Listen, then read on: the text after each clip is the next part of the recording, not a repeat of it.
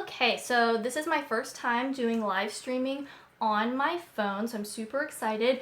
We'll see how this works. I'm not sure. I've got the tripod set up. We're going to do this, but what I want to show you today is how I'm starting my seeds. So I have started most of my seeds by now, but I thought that it would be fun to show you the process of this set because this is really the last set that I need to start doing, and I've had some questions about doing a tutorial and things like that, and so I thought it would be fun if I just showed it to you live and then I get to play with this on my phone and see how it works. And you know, since I've never done this on my phone before, it's going to be a little bit of a learning curve. I'm hoping I can figure out how to see your chats and everything like that. So I'm going to play with that a little bit now while people come in, just the settings and everything to make sure I know what I'm doing.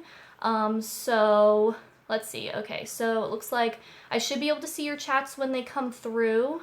If any of you want to write a little something so I can see it come in and see if I'm seeing that, because I want to make sure that I am and that it's working. So let me know. Type something if you could. That would be very helpful. So if I do that, that says chat hidden, all chat. Okay, so I should be able to see your comments when you type, but like I said, this is my first time doing it on mobile, so we will see. But I've got the tripod set up and I want to show you the seed starting process. So I've got my tray set up here with my dirt, just to get everything set up. There's a lot of different ways that you can do seed starting. You know, you can use anything you want really to start your seeds. You don't have to go out and buy trays. You can use old containers, yogurt cups, anything like that. Just anything you want to use, it can work. There's also tutorials online on how to make, you know, different kinds of homemade stuff, egg cartons, all kinds of stuff. So you have a lot of options. And you know, I'm not an expert on this stuff. I just kind of figured it out just by reading things, watching YouTube videos, articles, books, all that kind of stuff. So this is the way I do it, but this isn't necessarily the only way to do it. But with that said, you know, I've had good luck starting seeds. The stuff grows in my garden, so it works. And that's the ultimate goal, is that it just, you know, your plants grow. And if that's happening, then I think that's good. So, so when you start your seeds, no matter what kind of tray you're starting it in, you're going to need some sort of soil to start it in. Now you have a few different options with this too. You can get seed starting mix. That can be good, but the only problem with that is it doesn't really have nutrients in it. So once your seeds start, you're either going to have to transplant them fairly soon, or you're going to have to add some sort of like liquid nutrients or something to keep them going. So I don't really like that method because of that. What I like to use is just some potting mix. I think it works fine. You can also like make your own with your own compost or whatever. Again, there's a lot of different ways you can do it and a lot of different tutorials online that you can look up. But I just got this at Walmart, and what I really look for in my potting mix is I want something that's just like, you know, ingredients, compost, you know, some sort of like natural things in there. That's really a poor description. Basically what I'm saying is not anything with extra fertilizers and stuff, because my plants don't need that. It's not really necessary, and I just kind of don't want to deal with that stuff in my garden. So I just go for a good potting mix that doesn't have any extra stuff. And yeah, and like I said, I got this at Walmart. So once you've got your potting mix, the next thing you have to do is moisten it. So I've already moistened this, and you're just adding water and mixing it around. But what you're looking for is this texture where if you grab the potting mix and you squeeze it, it kind of sticks together in a clump, but then it also breaks apart really easily. And that lets you know that you have about the right amount of water in there. So it's not too waterlogged, but it's also not too dry. So that's what we've got going on here. Now, like I said, and I've got dirty hands, I'm going to try to do this with the tripod and we'll see how it works. So what I've done is I have filled my tray, and let me see if I can just turn this like down a little bit and you can see. There, that works pretty well. Okay, so I've got the tray filled up here with my potting mix. So the first thing I did is I filled up just one layer all the way to the top. And then the next thing you want to do is push it down so you have like a nice solid little clump in the bottom, and fill again. Now I've done that with almost all of these, but I saved, let's see which way I need to pull this corner so I could show you. So this only has one layer in. So all you do, you fill it up to the top, one layer, and then press in just with 2 fingers, and that just kind of pushes it down. So that makes it so you've got a nice dense thing here for the roots to grow into, and then when you pop it out, it will be ready to go. So then once you do that, let me show you, then you put in your second layer. So pushed it down, like I said, I've done that with all these already. Then you just get some more of your soil and you can put it in there. Now it's a little messy trying to do this with just one cell, but you know, if you're doing all the cells, you can just kind of clump it over and spread it around. But that's how that works. So now you've got nice loose soil on top for your seeds to start in, but the bottom is nice and dense for the roots to grow into. So that's how that works. Now, the next thing we're going to do, I'll come down like this so I can see you. The next thing we're going to do is put in our seeds. Now today, I'm starting a few different things. Let me try to get some of the dirt out of my hands. And if you are watching, definitely please leave something in the chat, because this is my first time doing this on mobile and I kind of want to see what that looks like and how that works and all of that kind of stuff. So let me know. Like I said, I think I have it on. So if you could just type like hi or we see you or something like that. Maybe you're already typing it and I have my settings wrong so I can't see you. I don't know. Let me try swiping. It looks like I should be able to see your chats. Oh, yay! Okay, thank you. Now I know what that looks like. Perfect. Okay, so we've got the dirt all in here. We're all ready to go. Now we're gonna put in our seeds. So I'm starting a few different flowers today to put in the garden. Got globe amaranth. These are really pretty. I've got some marigolds. This is nice for looks, but also to keep away some of the not so fun things. Hey, Kevin and Tabby, it's nice to see you guys. And let me know if you have any questions as we go through this, or if I, you know, forget to say anything or anything like that. Hi, Maurice. And then we have borage here, and these are all just different kinds of flowers that I'm planting in the garden. Now, let me turn this up so I can talk to you for a second, so you're not just looking at dirt. That is the problem with this, is figuring out the best setup so I can switch it back and forth, but I think we're learning. Okay, so with planting stuff in the garden, if you're trying to grow stuff yourself, you can start stuff inside, but it's also important to know that not everything has to be started inside. A lot of things you can just plant right out in the garden, and even some of these are things that are kind of either or, where you can plant them right out in the garden as seeds, or you can start them inside. So, you know, I kind of do a little bit of both. Out in the garden right now, I have radishes and lettuces that I just planted right out there. Yay, thanks. I'm glad that you guys are excited to see this. So I've got stuff outside that is just doing its thing, but then some things you have to start inside, like tomatoes, for example, because where I am, it just gets warm too late in the year to plant the tomatoes out in the ground and have them come up and have enough time to have fruit and everything like that. So that's kind of the difference between those. So what I like to do is I get my little setup, and I've already figured out how many of each of these I'm having in the garden, how many I need to start, and all that kind of stuff. You want to start a little bit more than what you need, because not necessarily all the cells, all the seeds will germinate and come up. So it's a good idea to do a little bit extra. So that's what I'm doing today. And then let me show you how I label them. So I like to use popsicle sticks, and then I just write on them with Sharpie what I'm going to use it for, and then I can stick those down in the cells. And then also when you're planting your seeds, the other thing you have to think about is depth. So different seeds have to go different depths into the ground to germinate, because they're all different. So I just have this little popsicle stick I use every day, and I've just marked it off 1/4 of an inch, 1/2 an inch, and a whole inch. So I can use this to, you know, kind of gauge how deep I need to plant everything. So we've got this. And then that's all of our tools, I think. And then I've got water here, you know, to keep me hydrated, because this is really labor intensive. No, not really. It's pretty easy. So I'm going to turn this back down a little bit so you can see what's actually happening with the seeds. So hi, Shannon. And yeah, let me know if you guys have any questions as I go along, definitely in the chat, because even though I have the camera turned down, I can still see what you're saying. So here we go. So with the seed starting, we're going to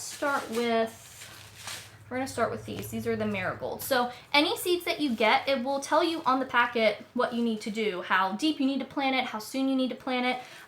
Some of these I'm getting started a little later than I would like, but that's okay, because, you know, it'll work out eventually. So like for this one, what does it say? It says, for this one, it says you can plant inside or outside. And what is the distance? Now this one doesn't tell me how deep, so I just lied to you. Germination is accelerated by warm temperatures. Okay, so I'm going to do these about 1/4 of an inch then, because, oh, maybe this is why. These are kind of interesting. So flowers are fun because they have different kinds of seeds, so than like what you're probably used to seeing. So this is what these look like. Put it up to the camera. Aren't those fun? So you can see they're kind of these little like needly looking things which is pretty interesting. And I've never grown these before, so this will be a new adventure for all of us to see how these turned out. And I think I just put some of them on the table, but the good thing about getting seeds is that they're cheap. Yeah, it does kind of look like broken up spaghetti. You're right, Kevin. That's exactly what it looks like. So let's see. I wish this would give me better instructions on how to do this. And it depends sometimes on the brand. Like, these are from Baker's Creek. I feel like their instructions are a little less clear. They're a little more like, I don't know. These are from Seed Savers, and I like theirs because they even have little pictures, like how deep, how long it should come up, all that kind of stuff. So how do I want to do this? Okay, so I think for these, it just says cover lightly, so that means that we don't want a ton of soil on top of them. So what I'm just going to do when it's anything like this, where it's not like plant it 1/4 of an inch deep, is I'm just going to go, and I'm going to start, there we go, start over here. I'm just going to push a little bit of the dirt back, like this. And so then I can put the seeds down in there. And I'll probably just go row by row, just so it doesn't get too crazy. You can just pull a little bit of the dirt back with your popsicle stick, and then that works out pretty well. So I've done that. Now we'll start getting seeds in here, and we can chat while we do this about gardening or anything else. So let me know if y'all have any questions, what you think of doing this live stuff, because now that mobile live streaming is a thing, I feel like it'll be way easier to do this. So I'm just putting the seeds down in their little spots, and I'm just going to do one row at a time. I'm trying to get these ones that I dropped on the table. I'm just going to go one row at a time, and then I will cover them up. So that is what we will do. And yeah, I've got all kinds of stuff started right now in the garden, and also under the grow lights in the house. And actually, if you follow me on Snapchat, then you got a little sneak peek of that the other day, just of what I have growing in there. And I'm going to be doing a garden update coming up next week on Thursday, I think is when I have that planned to do that. So I'll be showing you what's happening in the garden, what's happening in the house, and all that kind of stuff. Okay, so we got those covered up. We have kitties crawling around in the background, and he's going down the hall. Okay, so then we're just going to move on to the next row. What kind of grow lights do I use? Okay, so Shannon, for grow lights, you have a few options. The first year, well, the first thing is you don't necessarily need grow lights. If you have a really sunny place, then you might be able to get away with not having them.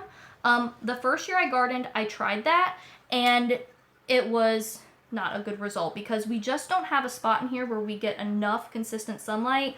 And when that happens, the seedlings start to get really leggy, which means they start to get really, really skinny stems and really, really tall because they're trying to reach for light, and the light isn't there. And then they're not good, and then they die, and that's not fun. So if you have a really sunny place, then you might be able to do without the lights. The first year after that happened, I got a set of lights. You're in Washington State, hardly sunny now. Yeah, so you might not have as much luck without the grow lights. So at first you can get sets. Like I got one that had just one set of lights, and it was on Amazon, I think. And it was one set of lights just hanging from this little bar that you could kind of move around and put over your seed tray. That worked really well. And if you're only growing a few things, then that might be the way to go. The only problem with that is it was pretty pricey for just one light. Yes, it is raining in Virginia. That's one reason I'm doing this today, is because it's very rainy outside. But I'm excited about that because it means that I don't have to go out and water plants in the garden. Now, as far as the setup we have now for the grow lights, we ended up building our own. And I got footage of that when we did it last year, and I want to make a video showing you how I do it. Hi, Eagle Eye, nice to see you. I want to show you how I built that, but I can't find the footage. I can't find the memory card that it's on. I don't know if I accidentally deleted it, which would be really annoying if that's what happened. But if I find it, then I'm hoping to put that video up. What I did is they're basically just shop lights. So the kind of tube like fluorescent lights, and those work fine. I'm not sure exactly what kind specifically we got. I'm trying to think because it was so long ago. I could probably look on them, but you can also look up online different ways. Some people recommend that you got like these really special like lights that are made just for growing plants or whatever. We didn't do that. We just went to Lowe's and got the fluorescent lights, the shop lights, and we built a setup with different, let me turn you up so I can talk to you. We built a setup with a grow rack. So what we did is we got just like a wire frame, like shelving unit from, I don't know, Costco or Home Depot or something like that. We got that, and we found one that was the best mix of being the right size, but also not being too crazy expensive. And what we did is we got that, and then we bought the shop lights, one for each shelf, okay? And then each of those took two tube lights. So then what we were able to do is the shop lights come with the little hooks. So we just hung those from like each rack. So each wire rack has a shop light hanging from it underneath, and then the plants go on the shelf under that. And so it's just this nice, I think 5 shelf kind of stack of things all lined up. And so that's worked pretty well for us. And then it's nice because since the lights are on chains and we just got little hooks, we can change the height. So when the plants are little, it starts out as low as it can go, really close to the plants. And then as they grow, hi Jason, he's walking around the background. As they grow, you can just hook it up higher and higher and higher, make it go higher. And I can show that, like I said, if you were following me on Snapchat, then you saw that. My username over there is Sarah Butt Moran, so SARAHBUTT Moran. And that should be in the description of the video if you want to go see it. Hey, what are you doing? Do you want me to grab one? Grab a light? Yeah. If you want to, that take a picture of it? No, go ahead if you want to grab one, because they're not all on right now. Yeah, that could be helpful. If that's easy enough, then you can actually see what I'm talking about. The other thing we did with that is, so all the lights have to be plugged in, so we just got a power strip and we zip tied that to the post, and then we kind of manage the cords, and then we can just plug in the light when we need it, and then once they're all plugged in, we can just turn the power strip on and off at nighttime when we're going to turn them off. And we have a situation where the grow lights are in our bedroom, which isn't ideal, but it's kind of the situation, so it works, and that's what we're doing. So I've got 3 rows of these started, and I need to do more of those, but I'm kind of going to take a break. Let me mark, let's see, there's a little stick in the potting mix, so I'll just mark right here so I know where I stopped. Because I want to show you some of the other types of seeds and how I start those too, and how I do the, everything, because these are a little bit different. So let's see which one is next. And also, how are y'all's gardens doing? What kind of stuff are you growing? What do you have going on? Let me know that too. And it says right now that I have a poor connection, but I hope you guys can still see me, and hopefully that doesn't mean that you're commenting and I'm not seeing it, because I'm not sure. Okay. Yeah, you could use the Google Home for the lights if you have smart lights. That's true. We haven't gotten into the smart outlets yet. We've looked at them and we've thought about it, but we don't have too much in our house that I feel like we would use it for. But we have bought them as gifts for other people that do need them. Okay, so we're going to do the borage next, because these need to be 1/8 of an inch deep. It says right here. So this is a perfect example to show how I do that. So this is what those seeds look like. If you want to see, they're a little bit more normal looking, but still kind of different because they are flowers, and flowers are just weird. So while Jason is trying to get the light or whatever he's doing, I will turn you back down so that you can see the seed situation. Okay, there we go. All right, so we're doing borage, and the borage we're going to start in this cell right here. So what I just do is I stick my popsicle stick in the corner of the first cell where we're starting, and then I know that everything following that until I get to the next toothpick is that plant, and it works out really well. And then these, a lot of times I just end up throwing them in the garden when I plant my plants out. So let's grab the borage, and we'll put some of these in. Now what I like to do is just go through and, where is my little, here we go. What I like to do is go through and just do all the cells I need to do, and then I can be done with it. And I'm trying to think how many of these I need. I think I needed 15, I want to say, so I think that's everything except these last 2 rows. So I just take my little toothpick, and then I can see right here, and since I have this marked at 1/4 of an inch, then I'll just go about halfway down from that, and I just put it in and kind of do a little wiggle to make a little spot, and then I move on to the next one. And that works pretty well, and then you get a pretty good guess on how deep it is. And the depth is important because, if you plant it too deep, then it might not come up. If you don't plant it deep enough, then that could be good, could be not good. But it just kind of depends on the plant. And the other thing too is, especially if you're just getting started with gardening or just growing, a few things in the beginning, there are grow guides all over the internet for specific plants, you know, how to grow tomatoes, how to grow cucumbers, whatever, and you can see how to do it, all the things you need to know, because gardening is one of those things where you're always learning. You never know it all. You just kind of go through, and that's what I like about it, is every year is different. If I try a new plant, it's different. What soil do I like? So what I have right now, I talked about this a little bit in the beginning, but this is a potting mix that I got at Walmart, actually. So what I just look for is one that doesn't have extra fertilizers and stuff, and that can be a little tricky because a lot of them do. But if you can find one that just has like compost and, you know, different just like dirt type ingredients, then that's, you know, the best bet. As far as my favorite type of flower, I don't know about that. Oh, Jason's coming in with the grow light, so we'll go back up for a second.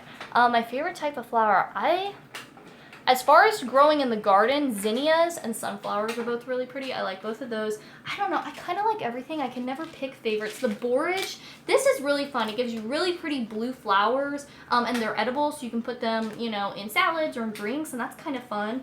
I kind of like it all, and I also like the globe amaranth because it's just kind of this big pop of all these different like little teeny tiny little balls, which is kind of fun. I like all of them. So, oh, you went to see a huge tulip field yesterday. That is fun. I've seen a lot of people do that kind of stuff, like flower, you know, type events, where you can go see everything all planted. That's really pretty. Okay, Jason has a grow light, so you can see. So this is gonna work.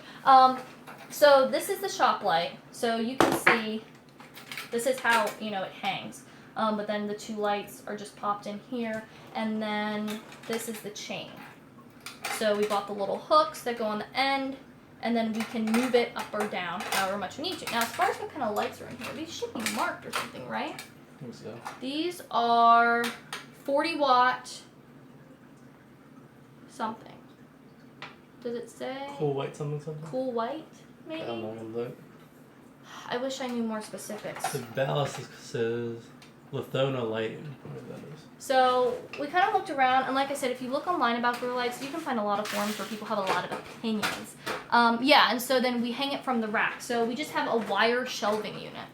And so then that's really nice because you just have the wire and you can just hook the hooks into that. And so it's hanging from the bottom of a shelf to light the lower shelf, and then, you know, it just kind of stacks up like that.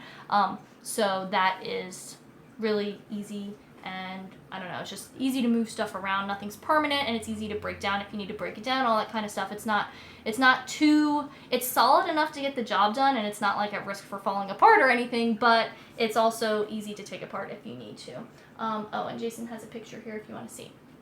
I don't know how well you'll be able to see that, but yeah, so that's kind of what it looks like in there, the wire rack, and then you can see the lights are on, and there are plants in there and everything. So that's what that looks like. Thank you, my trusty assistant. Okay, so now let's plant the borage seeds. So we'll go back down like this. See, normal live streams, I'm not gonna have to do all this switching back and forth. I feel like this is kind of different. So I probably started my first mobile live stream with the most complicated thing I'm ever gonna do. Okay, so we've got the borage seeds here, and I've made all the little holes. I showed you how to do that with the toothpick. Okay, so now it's easy. You just put the seeds in there. And the one thing I really like about starting seeds is it's really relaxing. You can just focus on it and like have a little quiet time. It's really easy if you want to listen to a podcast or live stream yourself on the internet, which has been my choice today, or, you know, watch something or whatever.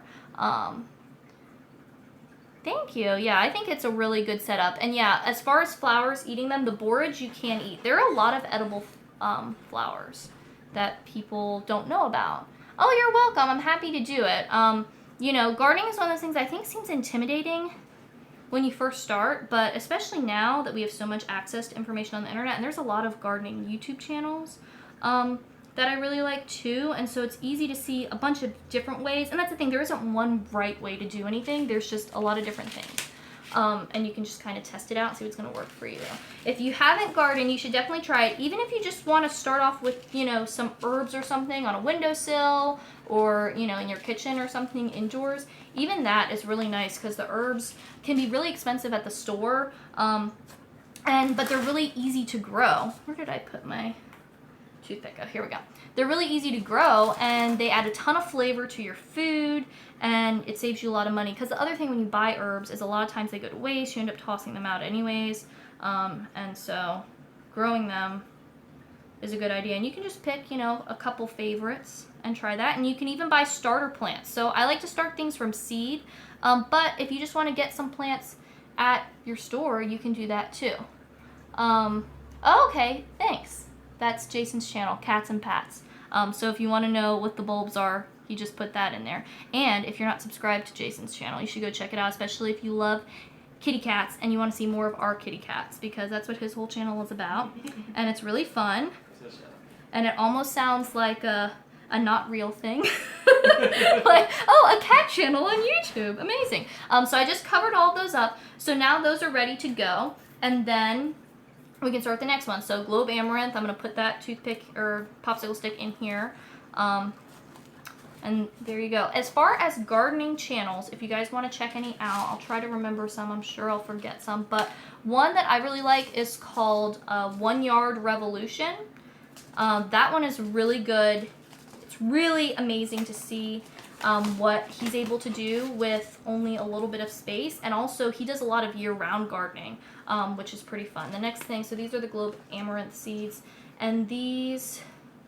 oh, they may be soaked. I might wait to do these tomorrow. It says you can soak them 24 hours beforehand, and that can help them to do a little better. So we're going to wait on these. That's my problem, is a lot of times, this happens to me with recipes too. One of the reasons I don't cook from a lot of recipes is because I'll get ready to cook it, and then I'll be like, then let it rest for 3 hours. I'm like, Jason, we might have to have eggs for dinner because I didn't read the recipe beforehand. But... yeah, gardening channels. 1 Yard Revolution is a really good one. And I've learned a lot from him as far as, like mulching and like just different natural organic methods to add tons of nutrients to the soil and all of that. Oh, there's more info on the ballot. So that's what the lights are hanging from. Lithonia, something. And I think we just kind of look, I think we got those from Amazon. Yeah, the actual, things that the lights go into. And it's kind of that combination of what's cheap and what's going to work, and you try to find the right middle ground. Because the other thing I like about 1 Yard Revolution is a big focus of his is not doing more than you have to as far as effort, but also as far as how much money you're spending on your gardening. Because the whole goal of this thing is to have fun and to grow food, and hopefully, at least for me, one thing I like about it is it saves some money for buying stuff at the grocery store. So his channel's really cool, and he does, all kinds of different, like, cold frames and stuff, things to cover the plant so he can grow stuff all through the winter. It's really interesting, and he grows some really cool varieties. And that's why I like starting from seed. Like I said, if you want to get into gardening, you can just, get plant starts, and that saves you that kind of first step, so you don't have to worry about, the germinating the seeds and all that kind of stuff. So... when you just start with the plants, you can put them out, and that's kind of a nice shortcut, especially if you're just getting started. Yes, Back to Eden, that is a great documentary. I think it's on YouTube or maybe just on the internet somewhere. At least I saw that a couple years ago, and he does a lot of the mulching and stuff, which is a lot of stuff that 1 Yard Revolution does too. And that's kind of a big inspiration for me in how I set up my garden and all that kind of stuff. So I definitely recommend Back to Eden if you guys haven't seen that, because it's really cool, all the food he's able to grow. Do seeds have the same or similar benefits as nuts and things like the fats? You mean as far as eating these seeds? Or just like sunflower seeds? Because that's the thing, with seeds and nuts are pretty similar. As far as fats go, I mean, every single one's going to be different, but it's going to be similar benefits. But not all seeds are edible, obviously, you probably wouldn't want to eat these. But sunflower seeds, things like that can be good. Sorry, when we do live streams, it's going to be a lot less put together. I feel like I'm bouncing back and forth trying to answer your comments and make sure I give you all the information that you guys need. But get plants if you're nervous about it. The good thing about getting seeds, though, and the reason that I do it, is because, one, it's a lot cheaper. You get a packet of seeds for a couple bucks, and it can have 50 seeds, 100 seeds, and that you can get a lot more plants out of that, obviously, than paying, a couple bucks per plant. So it's more affordable, but you do have to put in the effort to start seeds and maybe start stuff indoors and all that kind of stuff. The other thing about growing from seed is you're going to have a lot more options as far as varieties. When you are buying plant starts, they're just going to kind of grow the same few things that most people like. But when you go with seeds, man, you have so many more options. I don't even know if I'd be able to find borage just in a store to buy a start. Maybe, I feel like there are more and more options now as gardening and heirloom varieties and all this cool stuff. Farmers markets are becoming more popular. People kind of want to be able to grow some of that stuff at home, but still, they can't start everything, right? And they want to sell the things that most people are going to buy because they don't want to have a bunch of extra plants laying around. When you start seeds yourself, you have a lot more variety. And I love that because another reason I like gardening is I can grow things that, grow things that I can't find at the grocery store, or grow things that I can't get even at the farmer's market. All these cool different colors and varieties and flavors and like weird things that no one's ever heard of. A lot of times when people come over to my house or they get things from my garden, a lot of it is like, what is that? Like, all of these names of things that no one has ever heard of, or like things that look really weird or whatever. And I think that's really fun because it makes it even more exciting. And if you're interested in kind of stuff I've grown in the past, I do have gardening videos from last year, so you can see that. And this is the start of me doing gardening videos every month. So I try to do them monthly throughout the growing season so you guys can get updates on the garden and how it's doing and see what's growing and stuff like that if you're just curious or if you want ideas or any of that sort of thing. I'll be doing that. So the first one of that will be next week's garden update, and then it will just go like that month by month where I'm going to be giving y'all updates on what I'm doing so you can see everything. And I love to hear about what y'all are growing too, because I think it's really cool to see your harvest. If you want to, post pictures on Instagram or send them to me on Snapchat or whatever, tag me. That's really fun too, because I like to see what everyone's growing. And depending on where you live too, you might be able to grow stuff that I can't grow where I am, and that's really fun too. I've seen one of my subscribers before sent me a picture of their pomegranate tree, because they can grow pomegranates. I can't grow that here in Virginia. So I think all that stuff is really interesting, just to see what everyone's able to grow and what's going on and how all your plants are doing and everything like that. So send me that stuff. Someone also asked earlier about edible flowers, and I think I got off on a tangent before I answer that. So I'll answer that now. So some flowers are edible. Now, not all flowers are edible, and especially even with edible flowers, you have to be careful to make sure they've been grown in a way that they're edible. If they've been sprayed with things that aren't safe for human consumption because they're just being sold for looks, you have to be aware of that kind of stuff. But if you're growing it yourself, then you're in total control of that kind of thing. So some examples that I've grown before: borage is edible. That's kind of fun, and the bees really like it, which is good because then they can come in and pollinate all of your plants. Nasturtiums, that's something I tried to grow last year and it didn't really work out, but I'm trying again this year. Those are edible. What else is edible? Calendula, people use that sometimes to make different kind of salves and stuff like that. Trying to think if there's anything else that I'm growing that's edible. And a lot of times you can eat the flowers off of different plants too, like chives or something like that. Once those things go to flower, a lot of times, you can eat those flowers too if you want to, or use them to add flavor to make like infused oils and vinegars and all that kind of stuff. What do they taste like? How do you eat them? So all the flowers are a little bit different. The borage, people describe it as kind of having like a cucumbery flavor. I have to say, I'm not great at describing flavors. The nasturtiums are supposed to be kind of peppery, so I imagine they'll be similar to like arugula, but like I said, I haven't tried those before. They're all gonna have a little bit of a floral taste, so it will taste like a flower to some extent. Some people don't love that. I have to say, Jason probably likes more floral flavors than I do in general, so it might be more of his thing than mine, really. But they're all a little bit different, but they all are gonna taste like flowers. So that's kind of the basics on that. And as far as how you use them or how you eat them, how much and all that kind of stuff, do you eat the leaves or all of it? So with the flowers, you just eat the flower. Now every plant is different whenever you're gardening, so you want to check and make sure. Some plants, only the fruit is edible. Some plants, the leaves, the fruit, and the flowers and the roots are edible. It depends from plant to plant. So you want to check on that before you just start eating stuff, anything that's growing in your garden, to make sure which parts of the plant are okay to eat. Because some of them maybe it's just not going to be great to eat. Others, it could be actually dangerous, might not make you feel so good, might make you sick or something else. So just whatever you're growing, you want to check on that before you just start eating anything and everything. But as far as how people use the flowers, they can be really fun to add pops of color to different dishes. So you could just eat them raw, like throw them in a salad or something like that. That can be fun. Put them in drinks, things like that. And then the other thing with flowers is some people do use them to add flavor to things. So I've heard of people using chive flowers to make infused like vinegars and things like that. And then other flowers can be used to make tea. So It really depends on the plant, but like I said, there's so much information now. It's really easy to anything you want to grow, look it up, figure it out, and see what's going on there. So that's pretty fun.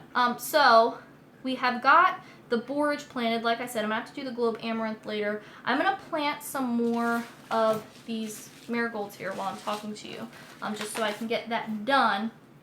And then once you have everything planted, I'm just going to keep the camera on me so I can talk to you. Once you have everything planted, then you just have to wait for things to germinate. Now, as far as how long, and germination is just the seed actually sprouting and stuff, a plant starting to come up. So as far as how long it takes, every plant is different. Some things, you know, within a couple days you'll see things happening. Other things, like peppers, are the worst. They take forever, and they're my least favorite thing. I love the end result when I grow them, but it's just kind of frustrating because you're just sitting there waiting, and it's like, okay, I just have to trust that this is going to work out, but it's been a really long time. It's been like a week or 2 weeks, and I still haven't seen anything.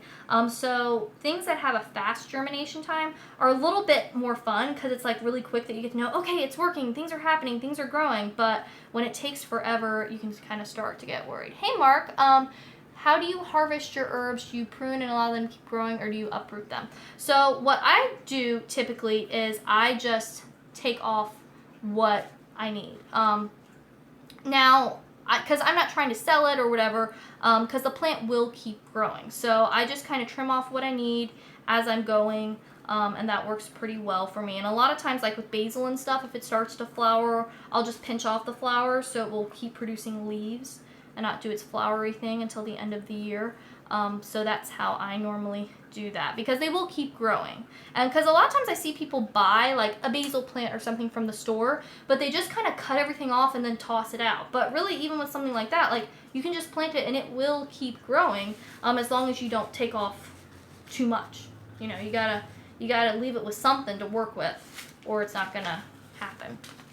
And you know, different plants you harvest a little bit differently too. Like with basil, I just snip off the leaves. Or really I usually just use my fingers just to kind of pinch off some leaves here and there. And it also depends on how much you're growing. So if I just had one basil plant, I'd be a lot more careful. But when you have a ton, then you can be a little bit more aggressive, because if they don't all live, it's okay because you have a ton planted. So that's the other thing with that too. It kind of depends on what you have going on. So yeah, I'm just putting these seeds in again, and I'll go ahead and let me turn the camera down so if you are just joining us, you can see what we're doing, because it's hard for me to know who has been here the whole time and who's just coming in. So right now we're planting these marigold seeds, and they look like this. Someone said they look like chopped up spaghetti, which I think is a pretty good description. So I've just pushed the soil back on these because they're just supposed to be planted right below the soil, and I'm putting them in their little cells. Get them in there nice and cozy. So, yeah, as far as starting these, everything's a little different. We'll check on these and see. Let's see. These, does it say? This says a few days for the marigolds until they'll pop up. The borage, 7 to 14 days. So that's when it can start to get a little like, oh, I don't know if anything's happening. Like I said, peppers are the absolute worst with that. And then the amaranth, let's see, 10 to 15 days on those. So that's another one where it's going to take a while, which I find frustrating, but I just kind of work with it because, like I said, the end result is what I want. So I just kind of cross my fingers. And, you know, if you do things pretty well, it usually works out. So it's not too big of a deal. And then you kind of add another layer to that when you plant stuff outdoors, because you have all the elements. It's not as controlled. You don't, that can be even more nerve-wracking. At least it is for me, because I'm just like, what's happening? I don't know what's going on.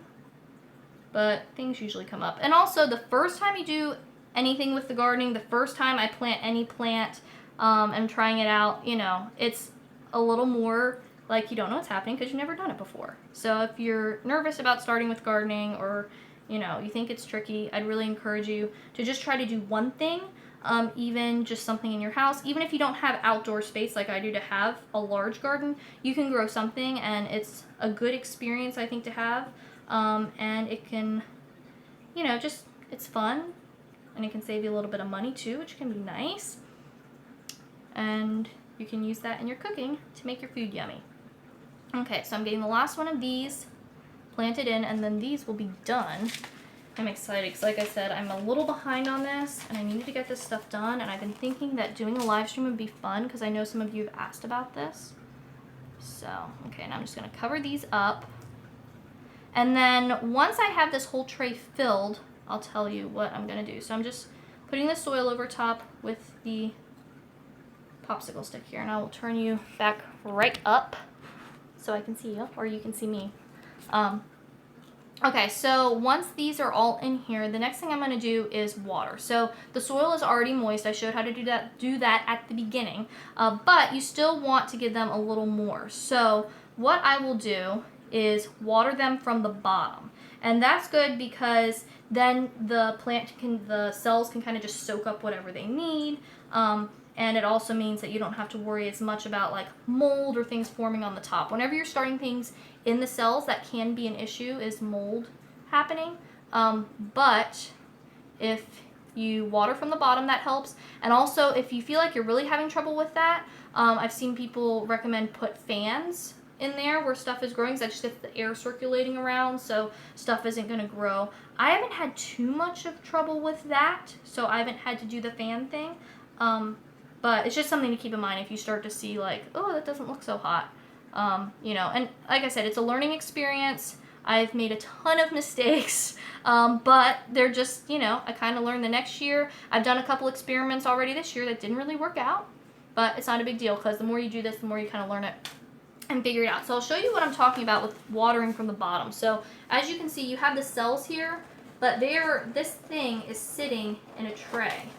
So watch me do this and like flip the whole thing over. That would be entertaining for you, but not fun for me. Okay, so you can see these little cells. It's this thing, they're in their little thing, and then they sit down in this tray. So what I'll do when I water is I'll go over to the sink, I'll just like pull up one side of this, and then I'll just spray water in here in the bottom. And then what I usually do is set it here on the kitchen table, just so I can see, you know, after a few minutes, everything will start to absorb the water. You'll see everything looks a lot more moist, and the soil's a little bit darker, and then you kind of know that it's good. And then, you know, I just put it in there, and you don't need to water too often, but you'll be able to tell, you know, when things are getting dry and you need to do it again. And then when you're waiting for things to germinate, you put on some sort of cover. So like these trays came with this plastic little thing. So you just set this down on top, and this keeps the moisture and the humidity in and all of that, so things can germinate. Because for seeds to germinate, moisture is important, and also heat is important. So you don't want them to be hot, but you know, you need them to be kind of like outdoor temperatures. And different seeds, you know, can be more fickle than others. And again, you can look up any single plant and see what's the best thing. But you know, if you have them in a basement or something like that, that could be a little too cold. And especially with things like peppers, sometimes they need a little help. People use heat mats and stuff. I've never done that before, but I am playing with it this year a little bit. So moisture and not being cold are kind of the key things for germination. And so then you just keep this little dome on, and you check on them, and you can see through it. It's nice. And then once you start to see things sprouting, then that's when you want to take this off, and then you turn on your lights. So before the plant actually comes up, you don't need lights on it. I feel like I have to burp, but it's not happening, so we'll see. You don't need lights on until things start to come up. So when things start to come up, click on your grow lights if you're using that, or if you have a really nice sunny place, either in your house or a greenhouse or something like that, then you don't have to worry about that. You can just let the sun do its job. Or if you live in an area where it's a little warmer than usual, but if that's the case, you might already just be starting out in the ground anyways, if you can already put them outside. So that's kind of the basics. And if I ever need to water these, I'll just water from the bottom. I also keep a spray bottle on my grow rack so that, you know, if something, I just want to give it a little shot from the top, I can do that. And you might notice, will tell you if the floor in your house is uneven. I've noticed that it seems like the plants on one end get a lot more moisture than on the other end. So sometimes I've had to stick, you know, a little wedge of paper or something on the other side to kind of get that water to balance out. But overall, it's pretty easy. And just like anything, and like I said earlier, the first time you get started with any of this, you're gonna be like, I don't know what I'm doing. I don't know if this is right. This is what Sarah decided to do, but does she know what she's talking about? I don't know. But as you do it, you kind of learn. You take from other people and see what they're doing, and you can kind of create your own little technique by taking bits and pieces. And I think that's a good just thing for life, anyways. Just see what other people are doing, kind of take the bits that you like and that seem to work for you and your life and your situation, and mix it all together to make it work for whatever you're doing. Let me know if you guys have any other gardening questions or any questions about starting seeds in particular, because this would be a great time to answer those. And it'd also be good for anyone who's watching this on the replay, for them to be able to get more info, because they're not going to be able to ask questions live. Though I will be coming back through the comments, of course, like I always do, to kind of catch up and see what people are doing. So let me know if there's anything else that y'all want to know about. I'm trying to think if there's anything else that's like super key that I feel like you should know about starting seeds other than what I've told you. Everything here is pretty much the basics of getting everything going. And like I said, you don't need a special seed tray. You can use anything to start seeds in. Other YouTube channels that are good for gardening. So I mentioned 1 Yard Revolution. That is a great one. Love his videos. They're so good. I just love it. Another one that's really good is M.I. Gardner. So he's in Michigan. So M.I. for Michigan, Gardner. He does some really cool stuff. He has a lot bigger space.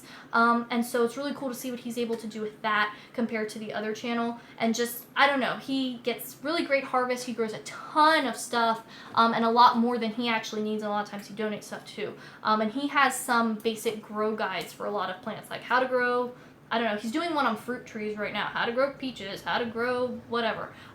So that's a good channel too. And then all of these channels, when it gets to, harvest time, they show harvest and what they're doing and that kind of stuff too. The kind of stuff that I do, I don't do all gardening because this isn't a gardening channel, but I try to mix in at least the highlights because I do think that it's relevant when it comes to healthy eating and just all this kind of stuff, and y'all seem to be interested in it and like it.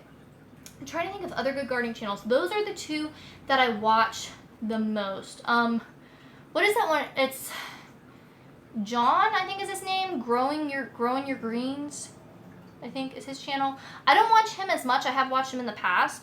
He's in Arizona, so it doesn't apply to me as much because the conditions he's dealing with are totally different from what's going on for me. So, but a lot of people like him. His videos are pretty long though, so if you like long videos, that can be good. If not, maybe not. There we go. Okay, so if it's this is good to know. Okay, so you guys can't see what I'm seeing, but your comment started to fade, and then I tapped the screen, and it came back up, so that's good to know. Okay, the property we are moving to has fruit trees that need some work. Okay, well, that is, I guess kind of like a blessing, but it is going to take some effort to already have the fruit trees there. But yeah, maybe those videos he's doing might be helpful for you then. As far as how to take care of things and keep them going well. That's something that I think is really nice. If you're somewhere where you're going to be there for a while and you know that, it's really nice to be able to plant perennials, things that will come back year after year, like fruit trees or asparagus or things like that, because then that takes out a lot of work. You plant it once and then you just kind of take care of it, it comes back. As far as me right now, we have some things going. We haven't gotten to the asparagus and things like that because I think I'd want to do that once I'm somewhere where I'm really going to be there for a while, because that can take several years to get a harvest from those. But one thing that we have done well with is perennial herbs. So things like sage, mint, catnip, lemon balm, rosemary, thyme, those are all perennial for me in my area.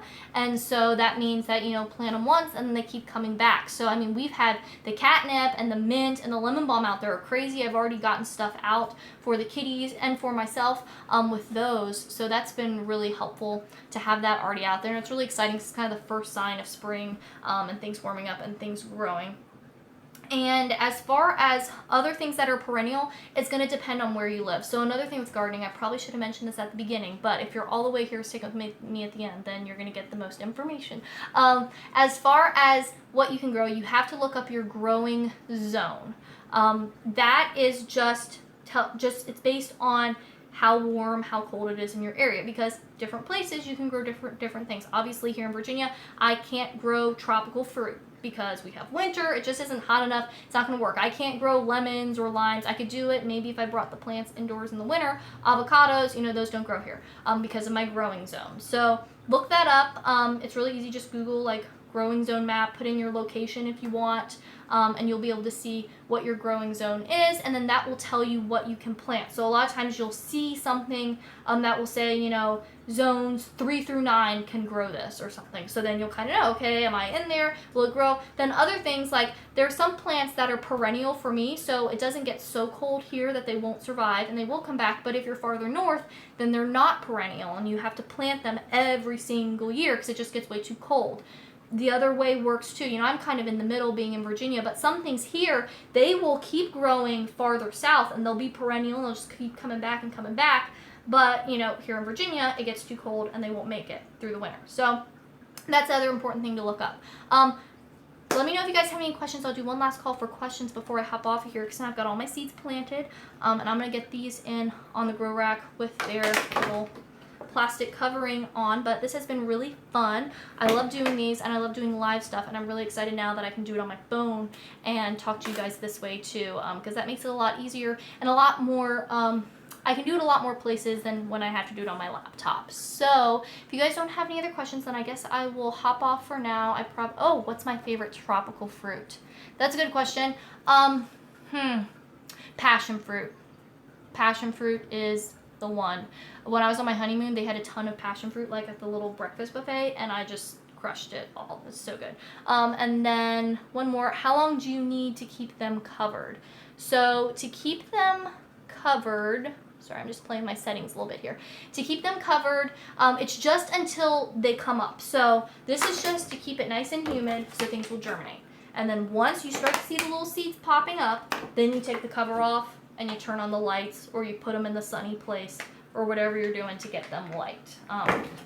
So that's kind of the situation for that. And if you can plant things together that kind of have similar germination rates, that can be good. Sometimes that doesn't work out. For example, I have peppers in there with basil. The basil comes up quick. The peppers take forever. So I've just kind of, I planted the basil at the end, and then I just kind of, once the basil came up, I kind of just scooted this over. It's not as good as it being totally covered, but at least the peppers are having a little more cover, so hopefully they'll stay a little more humid and germinate. And I'm glad that y'all like the live streams, because I like them too. It's fun. It's, you know, a little more casual way to talk with you.